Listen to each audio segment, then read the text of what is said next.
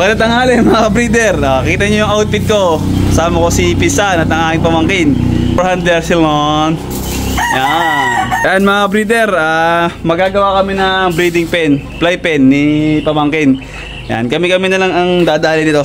Baka madali pa ng iba. Ayan, 5 feet ang taas, 5 feet ang lapad, 5 feet ang haba, 555. Tama sila. Ayan o. Tama na yun sila naman. O, tama sa kahit 4 na inay, kahit 3. Parang play pen na din, ganun lang din. Ayan, yun nga. Update sa ating gradas. Ayan, may bubong na. Wala pang tambak. Ayang hollow block na yan, pataas. Ay, welder yan o. Seaman loloko. Seaman loloko. Bata pa lang, namulat na sa kaulagaan. Ay, kung nandun si paring Dondon ano. Tapos to. Shout out kay paring Dondon. Pare. Oh. Donald. Bilog. Idali mo nga kami na garne. Ayan. Paring Dondon. Kung nandito kay basic lang to. Ano? Hingi pa sa lubong. May chocolate. May chocolate. Lomi. Yan. Mamaya na uli. Ayan mga breeder. Bubuo muna tayo ng isa. At ang nagamit nating bakal ay 4. 3. Hindi, bibilangin na lang natin yung pinutol. Para makabuo ng isa ay kailangan ng 9 na 5 feet. Tapos 4 na 4 feet. Tapos yung panlagay doon sa pintong yun, kita nyo yan. Yan, puputol tayo ng ganyan, 2 feet. Bali, isang 2 feet, 4 na 4 feet, at saka 9 na 5 feet. Yan, mabubuo na natin yung isang play pen na 5 feet ang taas, 5 feet ang haba, at 4 feet ang lapad. Yan, bubuuin ko lang mga breeder. Mga breeder, spot lang to.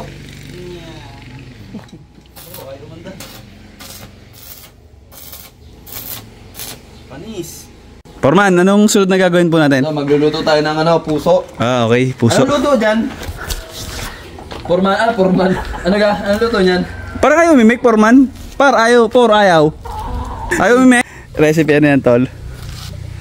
Ano tawag doon? Puso. Pula mo, talapyas. Suno. Shoutout ko muna sa mga taga-Baedli. Walang tropa sa Bae. Ang dami, tiyo. Ang dami, tiyo.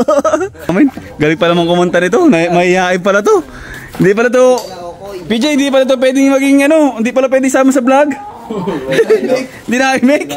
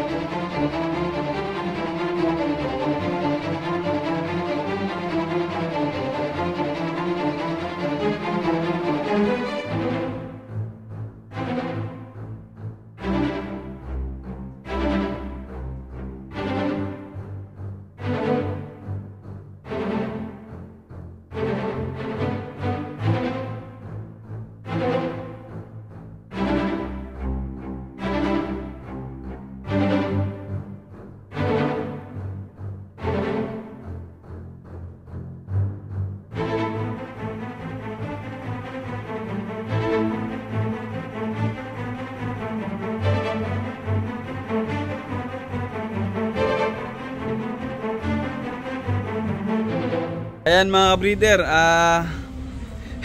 hindi kami nakatapos kahapon galang umulan, pero nakagawa ako ng 2. Ayan, ito. Ito, nyo na, dito is kawalado. Ayan, ito yung 5 feet. 5 feet. Ayan, 5 feet ang taas, lapad at haba.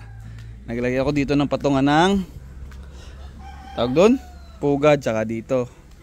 Ayan. Matibay naman, kaya lang hindi eskwalado. Ito, nagagawan ko pa ng pinto. Siguro buuin ko muna yung 5 na ganito, saka ako maggawa ng assemble ako ng pinto, kasi pwede naman to kahit balutan ng lambat, tapos ayun na.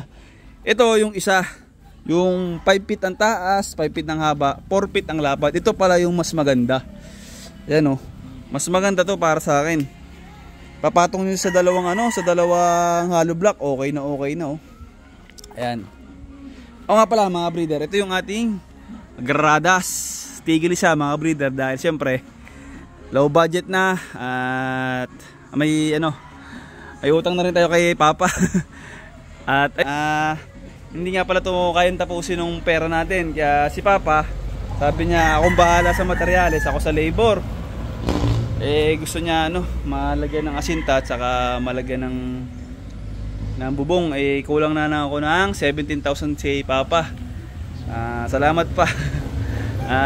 Sa suporta baka sa pa mabayadan pa pagka-harvest nito. Kaya lang kaunti na yung mga natin hindi pa natin mai-out kasi may mga tayo bossing na naunang magsabi. Kaya lang hindi ko pa papakita yung mga manok ko. Salamat pa. Bawi na lang ako sa inyo pag isang araw. Ayan. Ito meron akong panambak. Konti lang, mga bato-bato galing din kay Papa. Pero hindi ko pa kasi mailagay. Hindi ko pa mailagay dito mga breeder kasi pag inilagay ko yun, kulang din naman. Hindi namin magagamit kasi may mga nagkukondisyon na dito yung bitaw-bitaw. And madumi nga lang mga breeder kasi pangit yung lupa, nagbibitak-bitak pa. Saka hindi ko pa nga rin nalilinis. Kapag kami panambak na, ilalagay ko na muna yun, pang-una yun, tapos pag may lupa na. Comment nyo naman mga breeder kung ano yung magandang panambak, kung ano yung lupa na hindi nabibitak. Nakita ko kasi dun sa dati kong kaibigan, nagukay lang kami. Ang bilis mabitak mga breeder ng lupa. Pag hindi nadidilig, kahit diligin, maya bitak-bitak. Gusto ko yung kagaya dun sa mga iba na solid, pantay. Yan. Itong hindi ko alam kung tawag dito, pinahiram ni boss. Yan daw, pag may tambak, galagyan ng gasolina, paanda rin. Tapos yun, hataw na, papantay na. Ayan mga breeder, gagawa pa ako nito. 3 daw, 5 yung kailangan ng ating pamangkin si PJ, Katulong natin siya, kasi wala siya umalis siya. Ako naman kararating ko lang. Kasi guys, pinagagawa ko na yung bahay ruweda dun sa taas. Ops, baka magtaka kayo kung paano ko nagagawa yon. Tapos ito, hindi ko pa natatapos itong ruweda. Yun mga breeder, may pinanser tayo doon. Nasabi ko na sa inyo na meron ako doon pinanser. Ito naman, solo ko naman gasustong ruweda na to. Kaya tigil to.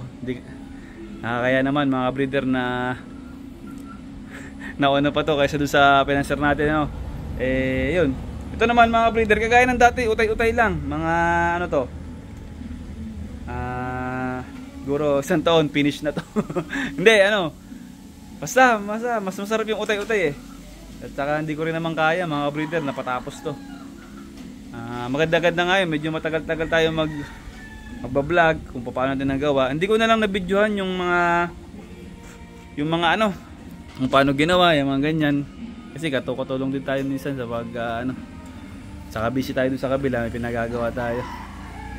Sa mga hindi pa nakakaalam, ang lapad nito ay 16 feet, ang haba ay 20 feet. Yan. Yun yung, ewan ko lang sa meter, kayo na lang mag-convert. Basta sinukat ko sa metro, 20 feet saka 16 feet. Yan. Umpisa na ulit ako.